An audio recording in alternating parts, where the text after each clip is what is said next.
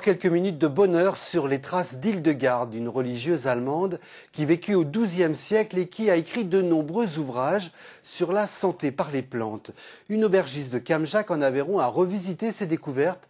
Elle les fait partager à ses visiteurs. Hildegarde, médecin, écrivain, théologienne, musicienne. C'est sous le charme de cette religieuse née il y a un millénaire qu'est tombée Marie-Hélène il y a 10 mois. Elle s'est plongée dans les nombreux écrits de l'abbesse bénédictine allemande et dans son auberge de Camjac lui a consacré un parcours initiatique baptisé Entre ciel et terre. Elle m'a parlé parce qu'elle va à la source des choses.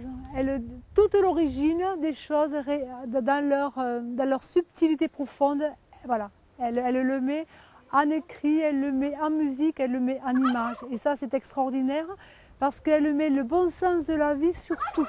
Voilà, sur la moindre petite chose de l'univers. De cette femme exceptionnelle, canonisée en octobre 2012, Marie-Hélène s'est longuement inspirée pour créer ses recettes de la joie.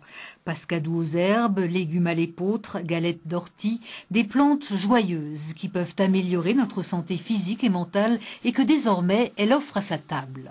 Les céréales chouchou d'Hildegarde, c'est l'épeautre. Donc farine d'épeautre, alors entre autres parce qu'il y a au moins une dizaine d'herbes de la joie, notamment la mélisse, le fenouil, la menthe. L'intérêt, c'est que c'est très savoureux. C'est très rare que Hildegarde donne des recettes qui ne sont pas savoureuses. Parce que justement, on ressent vraiment toute l'alchimie de la nature dans le palais. Le 1er juin, Marie-Hélène organise dans son auberge un stage théorique et pratique sur l'héritage d'Hildegarde. D'autres suivront tout l'été, l'occasion de découvrir une femme exceptionnelle qui a redonné à l'humain sa place dans l'univers.